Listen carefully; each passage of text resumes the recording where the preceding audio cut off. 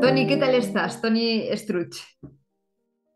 Pues muy bien, con muchas ganas de hablar contigo, que nos conocimos hace 4 o 5 meses, creo. O Sí. así, yo estoy pendiente, así que con muchas ganas. Tony, siempre empiezo estas entrevistas preguntando quién eres, pero creo que cada vez siento que es más correcto preguntar qué eres. Qué buena, qué buena. De hecho, mira, esta es una de las preguntas que a mí más difícil se me hacen contestar, porque no sé quién soy, ni no es una respuesta que pretenda ir a un lugar muy extraño, sino más bien he escrito libros, un par, y por eso a veces me presentan como escritor. No sé si escribir 2 libros es ser escritor. He hecho una investigación científica, no sé si por eso soy científico. Toco el piano, no sé si por eso soy músico. Así que realmente no tengo ni idea de cómo presentarme. Ahora, ¿qué eres? Puedo decirte que lo que sí que soy es una persona que sigue siempre lo que siente y que para mí no hay ningún límite mental que me haga impedir que yo pueda llegar o que quiera llegar hasta donde yo quiero, ¿no? Por tanto, si algo tengo claro es que siempre, siempre, siempre, siempre hago lo que siento. ¿Tú crees que podemos definir, encapsular lo que somos? ¿No ocurre igual que sucede con el talento, que es imposible acceder al talento a través del intelecto, de la mente, de la razón? Correcto, el talento no proviene de la mente, el talento no proviene de la lógica, el talento no es un business plan, por tanto, intentar encapsularlo para definir, para que yo tenga una recompensa de cara a lo que yo represento, no tiene ningún sentido. El talento proviene de nuestro corazón, es aquello que nos apasiona, por tanto, viene directo de nuestra fuente y por tanto, más que definirlo, es sentirlo. Así que el talento es de hecho lo que nosotros venimos a dar a esta dimensión, lo que nosotros venimos a dar a esta tierra, y no tiene ningún sentido, como tú dices, encapsularlo, sino lo que hay que hacer es dejarlo fluir y a ver hacia dónde nos lleva, porque el talento es, para mí, nuestra mayor fuente de desarrollo personal. Todo, y luego si quieres lo puedes mirar, cualquier concepto que toquemos acaba en la fuente de no conocer nuestro talento. Y a partir de aquí todo se distorsiona. Entonces, si tú conoces tu talento, el resto de cosas es bastante más fácil. ¿Qué es la fuente? Mira, en la investigación nosotros estudiamos una filosofía japonesa que habla del Mabui. El Mabui es nuestra fuente de energía vital, es decir, es aquello que nos da la vida.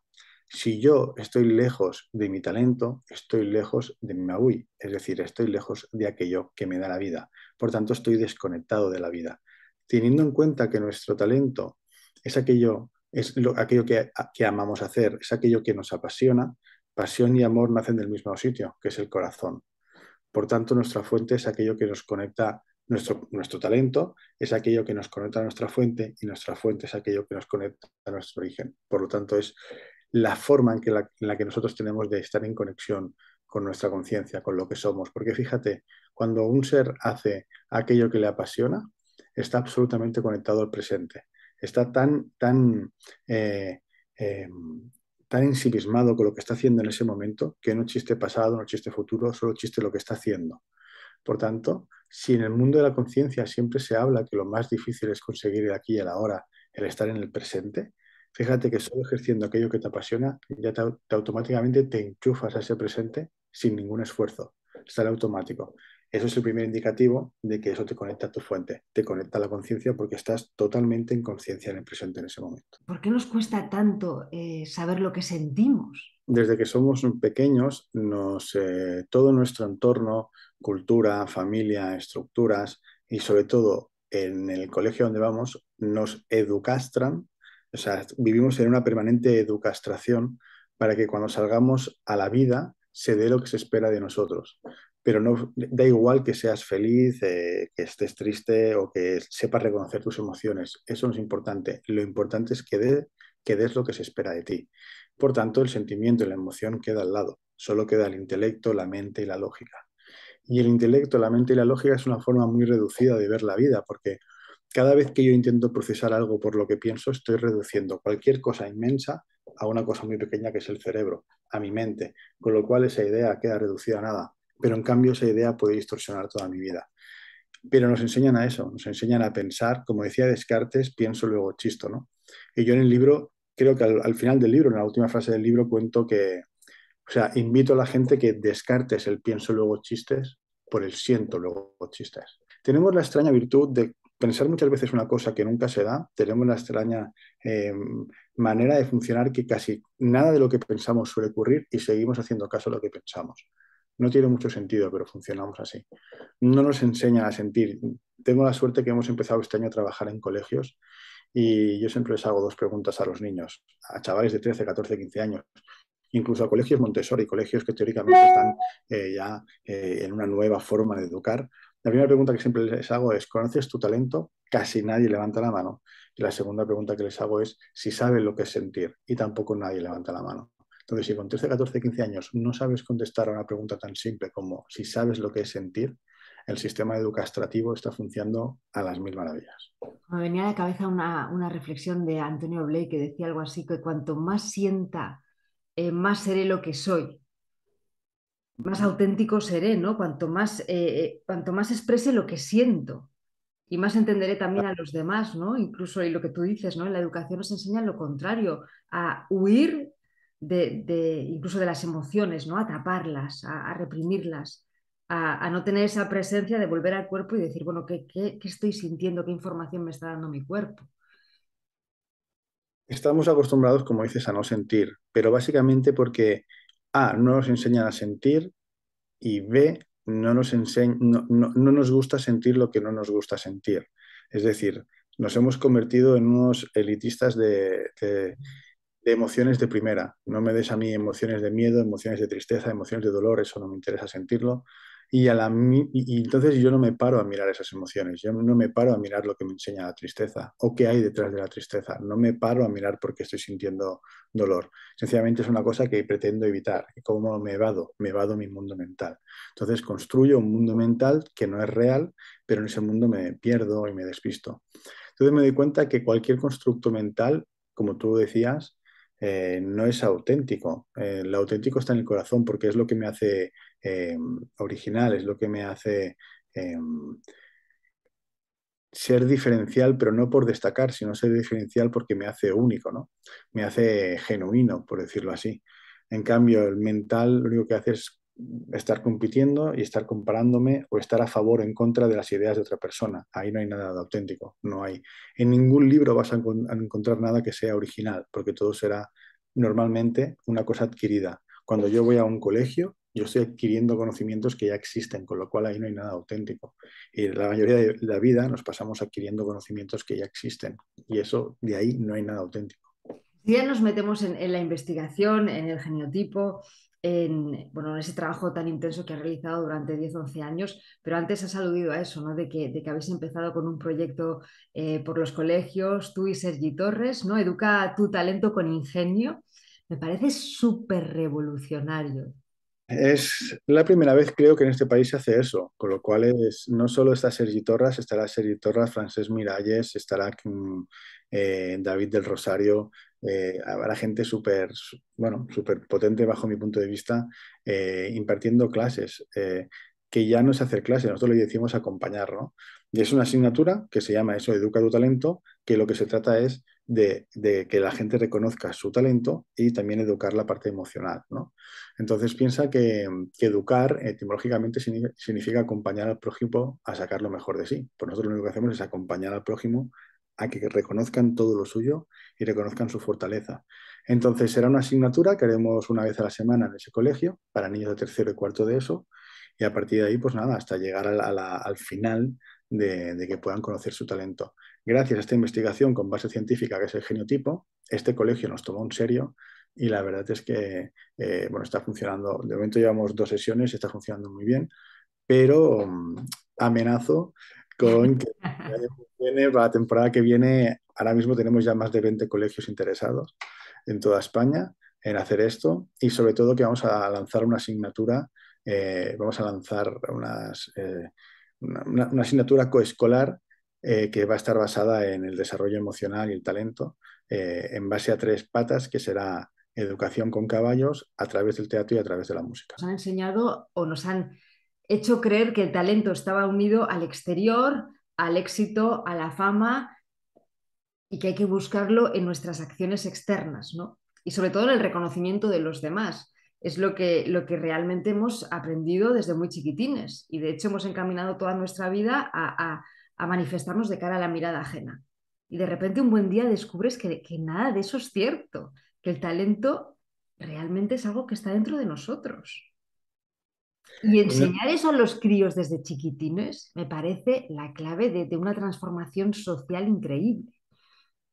y no solo es eso, sino que por culpa de esa mirada del reconocimiento exterior, muchos seres humanos se piensan que no tienen ningún talento, porque asociamos talento a fama y a reconocimiento, como bien decías. Y no es cierto, el talento es cualquier cosa, no va asociado a la fama. El talento, en el libro cuento que quién era más genial, si Einstein o Chiquito de la Calzada. El talento es cualquier cosa, todo es genial. Lo que sucede es que si no hay televisión de por medio parece que no sea meritorio, ¿no? Y el mismo Chiquito de la Calzada fue famoso a los 60 y pico, pero a los 30 y 40 ya estaba haciendo lo que hacía. Lo que pasa es que no había televisión de por medio. Con lo cual a los 30 era genial y a los 60 no lo era, o al revés. La fama no tiene nada que ver con el talento.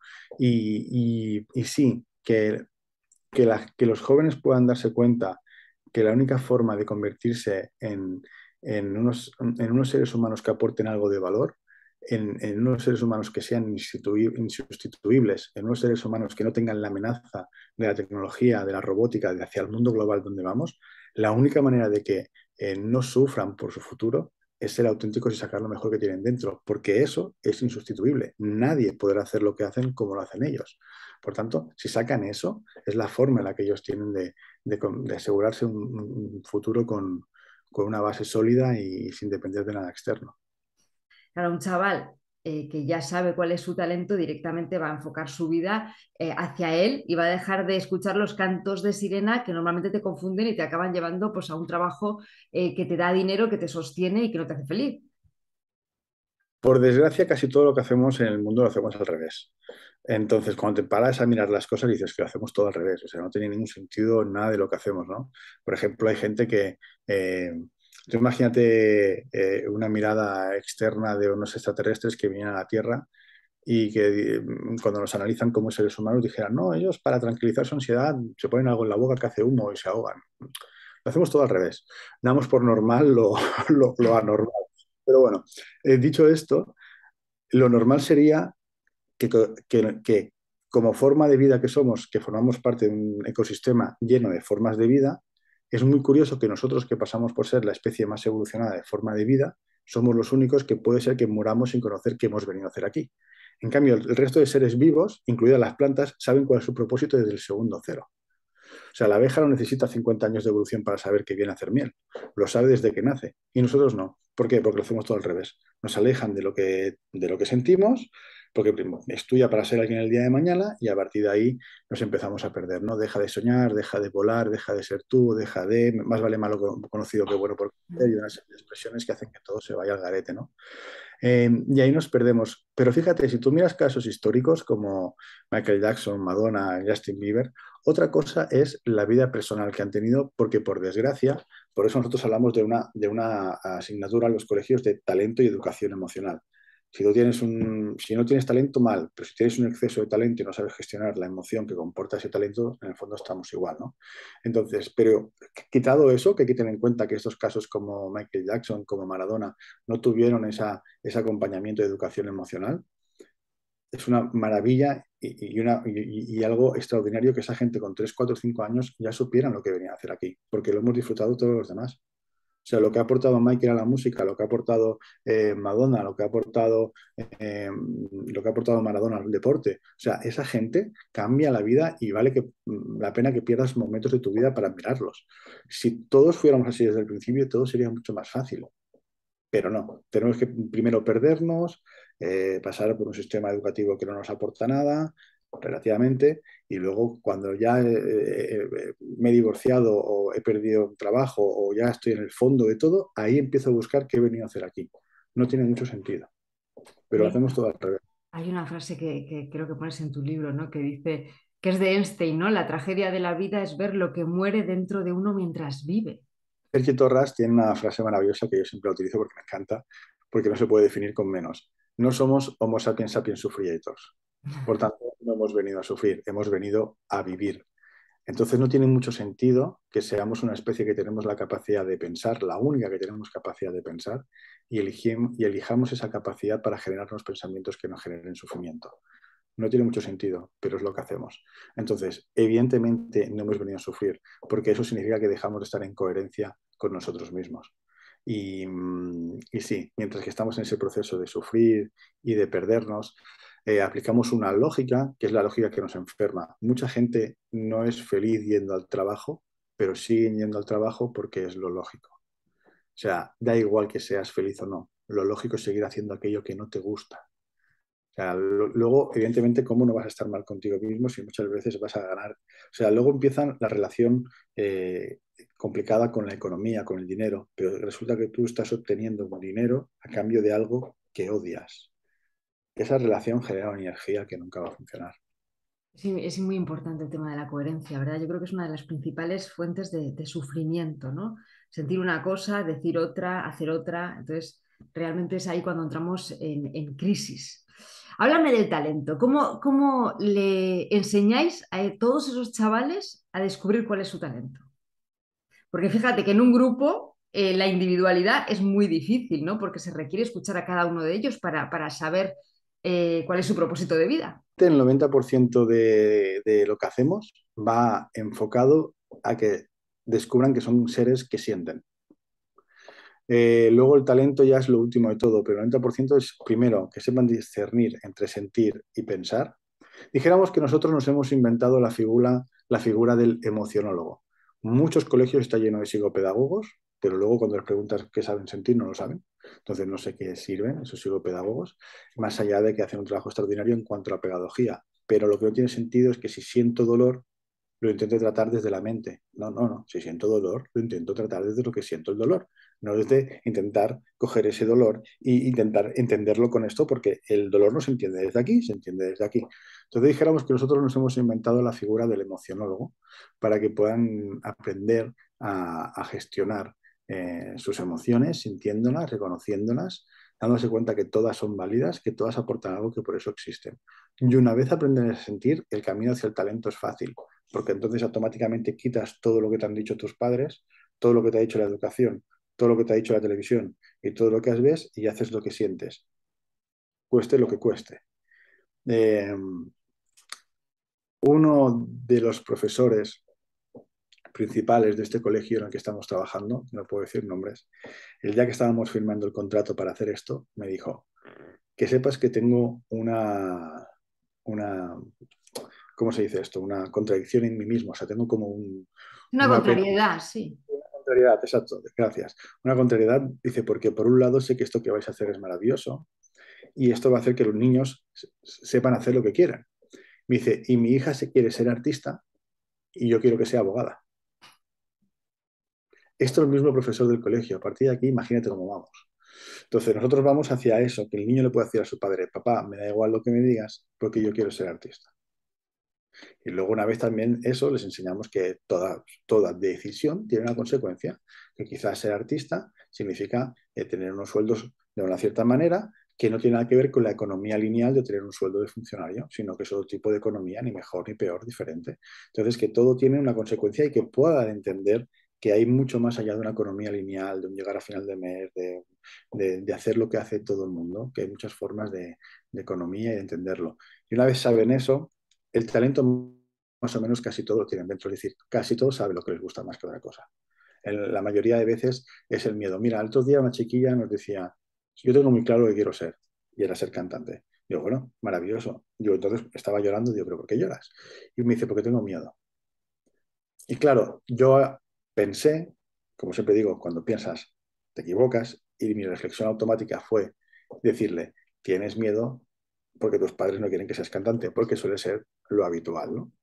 Y me equivoqué y me dice, no, no, no, tengo miedo por fallarle a mis padres por si no estoy a la altura. Y ahí te das cuenta la cantidad de miedos y limitaciones que tenemos en nuestro cerebro y en nuestro patrón de pensamientos, que es muy difícil gestionar la emoción de los chavales jóvenes porque tienen 50.000 historias en la cabeza que no alcanzamos a entender y que no sabes nunca por dónde es, ¿no? Porque resulta que esos padres le apoyaban en todo, le apoyaban en ser cantante, pero un día el padre le dijo, hija, te apoyaremos en que seas cantante, pero antes de que tome la decisión final, pues plantea otras cosas a ver si te gustan. Y si no, a por cantante. Pues solo por decirle eso, a la niña ya le introdució una sombra de miedo a ver si se estaba equivocando de fallarle a sus padres. Cuando realmente ahí el padre, malo que se dice, mal no había hecho nada. Entonces, fíjate qué tierno es eso, ¿no? Pues nosotros estamos haciendo ese trabajo de que sientan, sientan, sientan y que se den cuenta que ese miedo ya no es un sentimiento, ese miedo es un pensamiento y como tal no existe, porque nada de lo que pensamos es real. Qué importante es ver los pensamientos como pensamientos y ser conscientes de que los pensamientos son los que pueden llegar a crear nuestra realidad si nos identificamos con ellos. Es un trabajo, bueno, que creo que lo tendríamos que hacer todos desde chiquitines durante toda la vida. David del Rosario, el neurocientífico que trabaja con nosotros, bueno, el investigador en neurociencia, siempre dice que un pensamiento limita más que un gen. Entonces, si yo pienso que la cosa es blanca, de ahí no me saca nadie, cuando en el fondo no es cierto. ¿Por qué? Porque hay gente que piensa que la cosa es negra, amarilla o lila o azul. Entonces no tiene ningún sentido que yo me agarre un pensamiento cuando es solo una opción. No nos damos cuenta que los pensamientos solo son opciones, pero convertimos las opciones en verdades absolutas. Y como no hay verdades absolutas más allá que las cuatro que dice la ciencia, que tarde o temprano nuestro cuerpo físico morirá, por ejemplo, hasta ahora es así, aunque el Ponset dijera que no es así. También no tiene sentido agarrarte a un pensamiento. Y una cosa que también hacemos en los colegios es ponerles un ejemplo muy facilón de cualquier cosa que esté de moda y cuando les preguntas el origen de por qué están a favor de esa cosa que está de moda, ninguno sabe cuál es el origen. Solo saben que le gusta eso porque, bueno, es que a mi amigo le gustaba, digo, bueno, y no saben, no encuentran el origen de por qué les gustan las cosas. Entonces, eso significa que si nosotros revisáramos en nosotros mismos, no te encontraríamos el origen del 90% de las cosas. Eh, ¿Por qué sientes orgullo por ser vasco? Si empiezas a buscar dentro de ti, no tienes ni idea. Solo sabes que teóricamente, pues tengo el orgullo de ser vasco, pero ¿por qué? Pues muy bien, no lo sé. Desde la infancia vamos desarrollando nuestro ego, vamos desarrollando nuestros personajillos internos, directamente vivimos desde esa parte inconsciente que nos dirige y no sé si se puede desmontar a edades tan tempranas o se van a ir desarrollando, ¿no? Porque yo creo que a lo largo de la vida y sobre todo de la adolescencia desarrollamos unas creencias limitantes que constantemente están construyéndonos muros, ¿no? Y ahí está todo el tema de la autoestima. Y además son etiquetas que se nos cuelgan y que pesan mucho durante toda la vida hasta que inicias un proceso de autoconocimiento y empiezas a quitártelas. A nivel de cerebro, de 7 a 14 años es cuando más se genera el ego. Con lo cual, justamente esa es la época donde se puede intentar hacer que todo eso se derrumbe. Luego puede haber una época justamente entre la rebeldía, esto y lo otro, de los 14 a los 21 es casi imposible quitar una idea que pienses. Y luego ya la cosa va cambiando. Nuestro cerebro procesa cada 7 años cambios. Entonces, sí es una buena época de los 7 a los 14 para intentar quitar esas etiquetas que, como dices tú, pesan mucho. Y ahí encima es cuando descubren que la mitad de lo que piensan no saben de dónde procede. No saben de dónde procede. Tú pregúntale a un chiquillo por qué es del Barça o es del Madrid y la mayoría te va a contestar porque mi padre de pequeño me puso una camiseta del Barça o del Madrid o del Bilbao o de la Real Sociedad. Entonces yo de mayor cojo y me tengo que pelear con el del equipo contrario. ¿Por qué? No lo sé, pero me peleo. Uh -huh. Qué bien. Sí, sí, no, que nos instalan el programa y trabajamos automáticamente y vemos la realidad, como tú decías antes, en esa visión tan limitada de lo que nos han instalado en el cerebro, ¿no? Desde chiquitines o hemos mamado en nuestra familia, en nuestro entorno, etcétera, ¿no? Háblame del geniotipo, venga, tú digamos que tienes una vida anterior, 200 puestos de trabajo y un buen día decides que tienes que empezar a investigar el éxito, ¿no? Y desarrollas el geniotipo. Dijéramos que la vida tiene dos maneras de hacerte ver las cosas. Una de forma natural, otra es a base de hostias. La vida tiene una... La vida te da una vida porque tienes un propósito. Si no tuvieras un propósito, no existirías. Por lo tanto, existimos porque tenemos un propósito.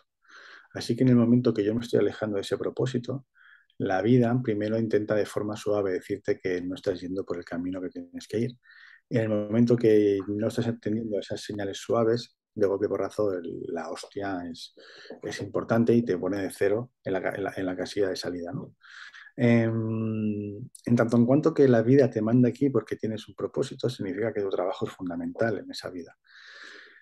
Yo hice un máster en fracaso porque estaba muy alejado de ese propósito, teniendo varios negocios, hasta que la vida me iba dando pequeñas píldoras de que por ahí no iba, yo no me enteraba, o no quería hacer por enterarme, hasta que la vida me lo quitó todo. Me arruiné, empecé de cero, volví a casa de mi madre con 30 euros en el bolsillo y con una deuda enorme. Y cuando volví a casa de mi madre, yo podía hacer dos cosas. Enfadarme con la vida, empezar a decir que era un desgraciado, un fracasado, como me decía todo el mundo y tal y cual, o darme cuenta que eso era una oportunidad para empezar de cero de una forma más inteligente. ¿Cuál era la forma de empezar más inteligente? Buscar respuestas de por qué yo había decidido ir por ese camino que no era y por qué la vida me había dicho que por ahí no era. En esa búsqueda de respuestas, más que analizar el éxito, lo que analicé fueron muchos personajes que en la vida también se habían tenido un guarrazo importante, o también sí que habían llegado al éxito, pero quería saber cómo habían llegado.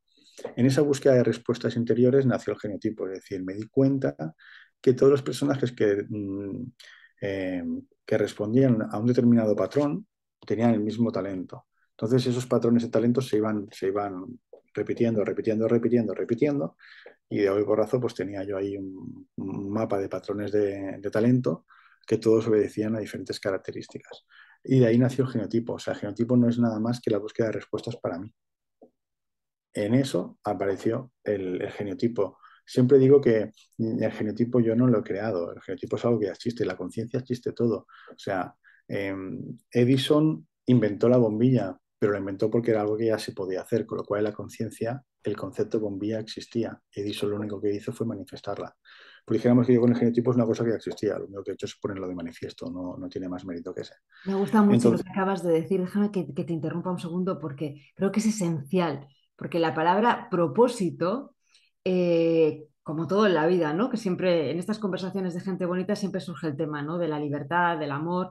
Es muy distinta según la veas desde el ego y desde los estados compensatorios o según lo veas desde la unidad que somos, ¿no? Desde esa fuente de la que hablabas al principio. Es muy bonito lo que has dicho, ¿no? Porque hay algo que está manifestándose a través de nosotros. No es que sea el propósito de nuestro ego que tiene que llegar a ser y que tiene que brillar en la vida porque tiene que ser algo individual triunfando, ¿no? Sino que es esa fuente manifestándose a través de Tony, a través de África y a través de Sergi. Yo creo que eso es muy importante verlo. es que esa es la clave de todo, porque lo más cachondo de todo es que cuando descubres qué es el talento, la definición más fácil es que es aquello que tú has venido a entregar al mundo. Es decir, el talento no es para ti, es para iluminar a los demás. Lo único que tú te toca hacer eso. Cuando la abeja hace la miel no es para la propia abeja, es para su colmena. Y luego el ser humano pues hace miel. Entonces, cuando Edison hace la bombilla, a lo que iluminas a los demás. Cuando Michael Jackson canta, los que disfrutamos de su música somos los demás. O sea, lo maravilloso del talento es eso, que es para los demás, no es para ti. Por tanto, cuando tú dejas de ejercer tu talento, en el fondo eh, ¿cómo se dice eso? Estás faltando a tu responsabilidad para hacia los demás. Y esto es lo que no nos damos cuenta. Entonces, cuando yo estoy faltando a mi responsabilidad, en el fondo a quien le estoy fallando es a la conciencia, a la vida. Cuando digo fallando, no estoy diciendo de que la vida nos señala, pero sí que de alguna manera hay algo que yo he venido a hacer aquí que estoy dejando de hacer aquí. Si Steve Jobs no hubiera inventado el iPhone, bueno, seguramente alguien lo hubiera hecho, pero la revolución que supuso el iPhone fue gracias a que Steve Jobs aceptó su responsabilidad del talento. ¿Para quién luego fue el iPhone? Para Steve Jobs no, para los demás. Entonces, siempre es lo mismo, eso es lo más maravilloso del talento, que el talento no es para uno mismo, es para los demás, siempre. Esto que estás haciendo tú, este programa lo van a escuchar los demás. Sí, tú te lo quedas, pero la finalidad es que lo escuchen los demás y que alguien, si cree que le puede aportar algo, pues que se lo quede para él, ¿no? Has descartado la palabra fracaso. Curiosamente, en inglés la palabra fracaso directamente tengo entendido que no existe. Eh, y fracaso lo hemos definido como algo peyorativo. Si tú miras gente histórica del mundo mundial, verás que asocian el fracaso al principio del éxito. Es decir, aquí en España, de alguna manera, si fracasas, eres un señalado, pero en Estados Unidos, la gente que llega más arriba, incluso presidentes de Estados Unidos que llegan arriba es porque primero han fracasado, porque eso significa que ya no van a volver a repetir el fracaso, ¿no? Así que para mí el fracaso, en mi caso, el fracaso es lo mejor que me pasó en la vida. Claro, de repente es que fue la puerta, la llave para crear todo lo que has creado. Yo estaba con, me dejó mi mujer, perdí mis casas, tal y cual, bien. Me dejó mi mujer porque literalmente me dijo, no quiero estar con un tío arruinado. Pues menos mal. Yo eso no me había dado cuenta que estaba conmigo por el dinero. Entonces, ya solo por eso ya vale la pena el fracaso. Claro, te das cuenta que el fracaso es la forma en la que definimos lo que estás haciendo, no es, tienes que empezar de cero. Autoestima también creo que tenemos que sacar la colación, Tony, porque cuando te conectas con esa humildad de ser canal, eh, es muy duro, ¿no? Que el universo te esté dando tantas potencialidades y que nosotros nos auto boicoteemos. Claro, pero es muy difícil tener autoestima cuando al principio te he dicho que al final todo acaba en el talento. Si empezáramos a tocar los temas másters de la conciencia, el epicentro de todo es el talento. ¿Cómo voy a tener yo autoestima si no sé qué he venido a hacer aquí? ¿Cómo voy a tener yo autoestima si no sé cuáles son mis capacidades y mis fortalezas? Si yo no sé cuáles son mis capacidades y mis fortalezas, tarde o temprano siempre dependeré del exterior, ya sea para recursos económicos, ya sea para que me den amor, ya sea para que mi pareja me da la vida, porque mi vida es mi hija o mi hijo, ya sea porque al final tengo que ir a un psicólogo que me diga cómo hacer las cosas. Si yo no sé para qué narices he venido aquí, en el primer sopapo de la vida, siempre dependeré de fuera, porque cuando miro dentro no voy a encontrar nada auténtico, no voy a encontrar valor ahí. Entonces, ¿cómo eso lo empiezo a cambiar? Cuando yo sé que he venido a hacer aquí, sé cuál es mi talento, empiezo a tener una zona de autoseguridad en la que yo me reafirmo. Y ya me da igual el vendaval, no me da igual, pero que se entienda. Si me pasa algo en la vida, soy capaz de depender de mí, no depender de fuera para yo tirar para adelante. Hay un ejemplo que pongo en el libro muy heavy de una mujer que cuando hizo la sesión conmigo me dijo que su gran problema es que no quería a su marido. Digo, me dice, ¿qué puedo hacer? Digo, hombre, pues la solución es fácil. Si no quieres a tu marido, digo yo, déjalo, ¿no? Me dijo, ya, si eso ya lo sé yo. Dice, el problema es que yo no sirvo para nada. Entonces le dije, ¿qué te da más miedo? ¿Estar toda la vida con alguien que no quieres o depender de ti misma? Y me dijo, me da más miedo depender de mí misma, porque no sé para qué sirvo. No se me ocurre algo con más dolor que un ser humano se pueda decir a sí mismo. Entonces no puede haber autoestima jamás. Si no sabes para qué sirves, no puede haber autoestima jamás. La autoestima no está en retiros de fin de semana. No es que tengo que mejorar en tener menos miedo. No hay ningún miedo más grande que no saber para qué sirves. Al final, todos son satélites, el miedo, el fracaso, el que me abandone mi pareja, el que no sé qué, el que no sé cuántos, el que si no conseguiré mi casa, todo eso son satélites externos de cuando tú no sabes qué has venido a hacer aquí. Porque cuando tú tienes la seguridad de lo que has venido a hacer aquí, eso es el epicentro de todo. Porque de ahí sale la abundancia, sale el amor hacia ti mismo, sale todo. No sé si era Lao Tse, o no, Tina Han decía que cuando descubres cuando descubres tu talento, empiezas a descubrir una conexión con la madre tierra, descubres el amor, ¿no? Entonces, es ese amor, o sea, ¿por qué? Porque lo que tú estás haciendo, ves que ilumina a los demás. Y no hay ninguna satisfacción más grande que esa. Y encima te das cuenta que no lo haces por ego, lo haces porque lo disfrutas haciendo, porque te lo pasas bien, porque no hay necesidad de recompensa económica, lo haces porque es lo que te da la vida, te apasiona hacer eso. Cuando algo te entusiasma, entusiasmo etimológicamente significa Dios en ti. Pues dijéramos que cuando estás haciendo aquello que amas, es el Dios, o sea, es tu conciencia, es tu presencia, es tu unión a la conciencia la que está haciendo eso. A partir de ahí, el resto de cosas son secundarias. Por eso el talento es el epicentro de todo. ¿Cómo cambiaría el mundo, verdad? ¿Qué transformación tan potente sería si todos estuviéramos en nuestro centro, siendo canal de nuestro propósito de vida? Básicamente porque se resume una frase muy fácil, ¿no? Si nosotros supiéramos todos nuestro talento, es decir, cuál es nuestro propósito, estaríamos en coherencia con nuestra vida. Todo lo demás dejaría de tener importancia. Me darían igual las banderas, me darían igual los equipos, me darían igual lo que representa ser blanco o negro, me darían igual las ideologías, porque los pensamientos se desharían. Lo que emergiría sería el amor propio. Y no hay ninguna energía más grande en el mundo que la del amor. Yo tengo un amigo que siempre dice una frase, ¿no? Que dice, ser feliz es sencillo, lo difícil es ser sencillo. Y creo que tenemos muy yo al menos tengo muy incorporada la creencia que creo que se está desmontando de que llegar a nuestro propósito, volver a la fuente es un camino complejo en el que es necesario el sufrimiento. Claro, todo lo que me estás contando a mí elimina esa creencia de que en la vida tienes que tropezar mil veces con la misma piedra para darte cuenta de repente, para despertar y decir, ostras, no, no estoy en coherencia con lo que he venido a hacer. Necesitamos tropezar mil veces con la misma piedra porque no nos enseñan a interpretar las señales del universo. El universo está lleno de señales y como lo interpretes va a marcar tu desarrollo existencial siempre, pero no sabemos interpretarlos porque pensamos que eso ha sido algo que tenía que pasar, que yo tengo que ir hacia allí. Entonces, al final, muy de acuerdo con la frase de este amigo tuyo, porque para mí todo se resume a lo siguiente, y es que cualquier pensamiento que no me aporte paz o cualquier acción en mi vida que no me aporte paz, no es para mí. Si a mí no me aporta paz el trabajo que estoy haciendo, aunque eso me ayude, me ayude a llegar a final de mes, ese trabajo no está hecho para mí, que es lo fácil. Dejo el trabajo. Pero entonces, claro, salen una serie de pensamientos lógicos de qué estás haciendo, cómo vas a dejar el trabajo, de qué vas a vivir, cómo llegarás a final de mes, como es lógico, y sigo haciendo aquello que no me gusta. Eso es lo difícil, eso es lo que me genera sufrimiento. Lo fácil es dejar el trabajo.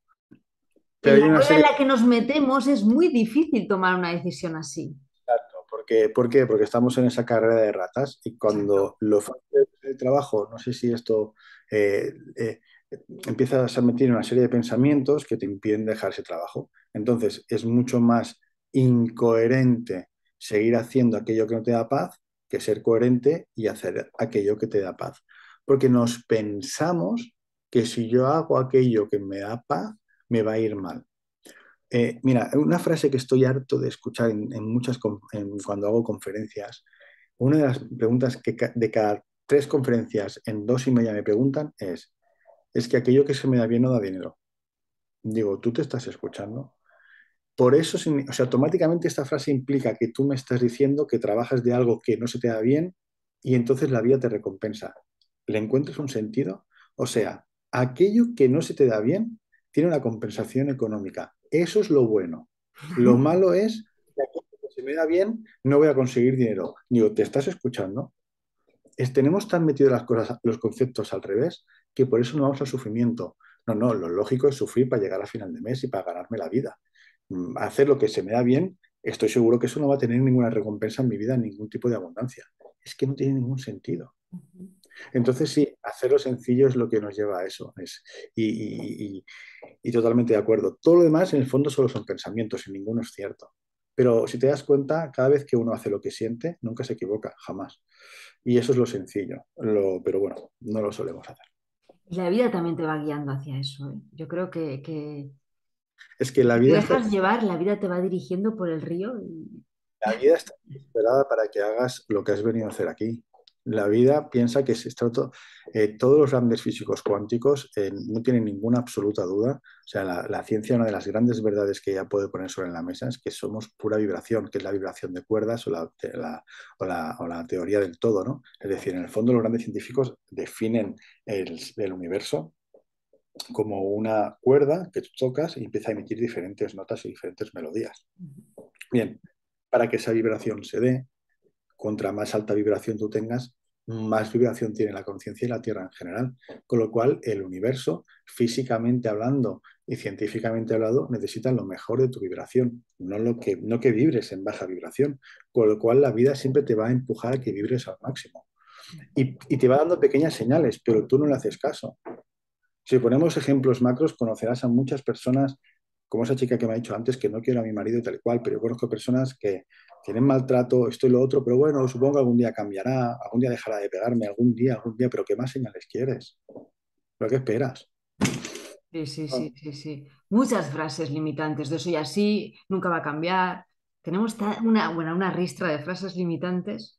Que lo que tenemos que tener en cuenta que ser feliz no es una utopía, ser feliz es el estado natural del ser humano, con lo cual hemos venido a ser felices. Lo que pasa que esa felicidad no puede ser definida.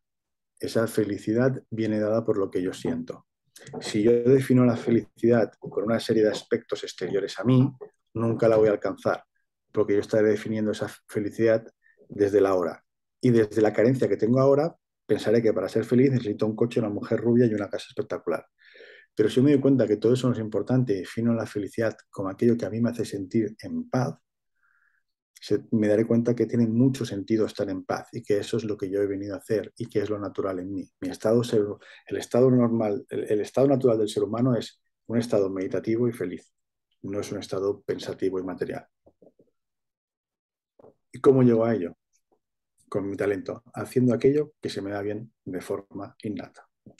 Porque el talento, esto es importante, es biológico, no es una idea loca, que es de lo que va el geniotipo. En el fondo, lo que hemos nosotros demostrado es que nuestro cerebro tiene diferentes capacidades creativas neuronales y que si tú estás a favor de esas capacidades creativas neuronales, pues tendrás más facilidad para unas cosas que para otras. Ya Lo que está. me has explicado es cómo, aplicando el geniotipo, la persona, o sea, concluyes cuál es el, el talento de cada persona. Que tú Exacto. decías nuevo tipo, o sea, nueve tipos de genios. Pero Sí. ¿cómo llegas a la conclusión de cuál es cada uno? Vale, pues lo que hemos hecho es definir las capacidades creativas neuronales, ¿vale? Y hemos encontrado 9 patrones, que son los 9 genotipos. Pero para que se entienda esto, es decir, es como si yo te digo, tú haces el test, que es el test que está en el libro, que es el test psicométrico, entonces eso te dice qué tipo de capacidades tienes. Dicho de otra manera, te dice, oye, tu tecnología biológica está diseñada para ser un animal acuático. Si te empeñas en seguir trabajando, haciendo maratones, corriendo y escalando montañas, vas a sufrir y vas a petar. Entonces, es lo mismo. Oye, tu talento resulta que tu cerebro tiene facilidad para las capacidades conceptuales disociativas. ¿Cuáles son esas capacidades? La capacidad que definió el doctor Jean Bau en el año 86 de asociar ideas para obtener nuevos resultados, para solucionar problemas que existen. Muy bien. Si yo en lugar de hacer eso en mi vida me dedico a hacer trabajos conceptuales miméticos, que son, por ejemplo, pasar facturas y repetitivos, porque eso significa que a nivel cognitivo tengo mucha capacidad de focalización y de repetir trabajos, estoy utilizando recursos de mi cerebro y de mi organismo que no están preparados para eso. A la larga me desgasto y sufro, me alejo de mi magui. Si yo he venido a nadar y me empeño en correr, me estoy alejando de mi magui, que es nadar. Pues en el fondo es eso. A partir de ahí que yo te digo, tu especialidad es ser un animal acuático, ahí dentro del agua ya descubrirás tú cómo te mueves como pez en el agua. Es decir, ya descubrirás dentro de la inmensidad del mar cuál es tu genialidad, porque la genialidad es única. Nosotros lo único que hacemos es decirte, oye, tu campo de acción es el mar. Vale, Pues eso. porque el talento no varía a lo Eso largo de la vida. no, el talento es biológico y es innato. Hay un ejemplo muy fácil de esto que te podría poner 50.000, pero el ejemplo más macro de eso es que el talento ni le importa a la persona, no le importa ni la personalidad ni las circunstancias y no varía. Por ejemplo, como un tal, nosotros conocemos El Quijote de la Mancha, que se escribió cuando Cervantes tenía 60 años. O Michael Jackson, no sabemos si era blanco, negro, los monos, esto, los niños, tal y cual, pero nació literalmente artista y murió literalmente artista. Maradona siempre, ahora ya no está, pero Messi cuando se jubile siempre las meterá por las cuadras cuando chute. El talento es innato y es inmortal. La abeja hace miel desde que nace hasta que muere. El talento es biológico, siempre está dentro de mí. Mi capacidad biológica, mi cerebro siempre estará diseñado para hacer eso. De habilidad natural. Otra cosa es que me capaciten para otras cosas. Por eso habilidad y capacidad no es lo mismo. Y luego llega, una vez que conocemos nuestro talento, lo que tú has dicho, ¿no? Aprender a gestionarlo. Claro, tú llegas a ser un genio cuando desarrollas tus habilidades de una forma única. Muchos jugadores juegan a fútbol, tienen habilidades para jugar a fútbol, pero los geniales son aquellos que dominan tanto su habilidad y la han entrenado y desarrollado tanto que les convierte en únicos. Yo puedo decirle a África que lo suyo tiene capacidades de triángulo más elipse, que tiene que ver con las capacidades de comunicación, pero si luego África va a ser un genio haciendo podcast, radio, televisión, periodismo o entrevistas en no sé dónde, eso ya lo tiene que descubrir en su camino. Ujú, ujú. Entonces, la genialidad es la suma de varias capacidades que tenemos, perdona, de varias habilidades que tenemos y como las desarrollemos, eso nos llevará a la genialidad. Michael Jackson tenía el mismo talento para la música que Bon Jovi, pero él lo hizo de una manera y el otro a otra. Entonces, a Bon Jovi no le hacía falta hacer, ¿sabes? O sea, como hacía Michael Jackson y ya está, pero él es igual de genio Michael Jackson y lo suyo, ¿no? Pues eso, es como... Por eso nosotros le dicen, no, este genotipo, qué peligro, ¿no? Ya le dices a un niño lo que viene a hacer. No, nosotros le decimos al niño, tú tienes un cerebro que se le dan bien las matemáticas. A partir de aquí, en matemática, ciencia, física, informática, robótica, astronauta, no sabemos. Imagínate Entonces, un niño, a los 4 años, un niño no puede dejar de ser movido. Y creo que estás interrumpiendo su flujo universal, que es esa energía que tiene que canalizar de alguna manera. Y le están diciendo, quédate quieto, quédate quieto, quédate quieto. ¿Qué le dices a un padre que se enfrenta a esa realidad, que es muy común? le diría que, por ejemplo, tenemos nosotros un pequeño centro de investigación de educación y hemos puesto a prueba esto de niños que no pueden parar de moverse. Entonces resulta que a uno de esos niños le dimos un monopatín, le dimos un monopatín porque le encanta. Y resulta que mientras que él estaba con el monopatín para arriba y para abajo, nosotros le íbamos recitando la lección. Y a la que le hacías una pregunta de, oye, ¿qué pasó en tal año según te he dicho? El niño sabía perfectamente la respuesta. Es decir, gracias a ese movimiento, el niño tenía más facilidad para retener, porque su forma de canalizar y de comprender las cosas es a través del movimiento. Necesita el movimiento para comprender. Entonces, a medida que vamos descubriendo estas cosas, sencillamente tenemos que ir poniendo a los niños por grupos por sus capacidades. Uno de los grandes errores es que los ponemos por años. Por ejemplo, nosotros en infantil mezclamos los niños de 3 años con los de 5, porque hay niños de 3 más desarrollados y niños de 5 que van un poquito más atrasados, y entre ellos, por selección natural, se compensan. Así que le diríamos que si un niño es movido es un indicativo de que necesita esa expresión corporal y que si luego saca un 5 en matemáticas y un 9 en gimnasia, que le apunten a clases de gimnasia, no a clases de matemáticas, que ese es el error. Mi niño es un 5 en esto, voy a potenciarlo en lo que no es bueno. En lo que es bueno no lo voy a potenciar. Es otra de las cosas que hacemos al revés, cuando decimos que la vida es fácil. Si el tío es un 8 en dibujo, apúntalo a dibujo. Si es un 5 en matemáticas, coño, es que eso no es lo suyo. No sé si me explico. Pues Perfectamente. La educastración, ¿no? Que decía Robbins también. claro, entonces, ¿cómo tendríamos que evaluar? Pues si ese chaval luego descubrimos por el genotipo que no tiene capacidades miméticas, que son las de las matemáticas, el chaval saca un 4 y hace un esfuerzo para sacar un 4, pues eso se valora, pues, aprobado, ya está. Porque el chaval no está diseñado para eso. Punto. Si luego el tío es un buen matemáticas, pues lo que hay que exigirle es que si no saca un 10, está siendo un vago, porque el tío tiene las capacidades para ser un 10. Hay que verlo todo de una forma diferente. Básicamente hay que coger, cambiarlo todo y empezar de cero. Pero en eso, en eso estamos. Tony, ha sido un auténtico placer. Muchísimas gracias escucharte y espero que el mensaje llegue muy lejos, porque creo que este mensaje lo tiene que escuchar mucha gente. Pues gracias a ti por ejercer tu talento y por darnos este espacio a todos para que podamos disfrutarlo.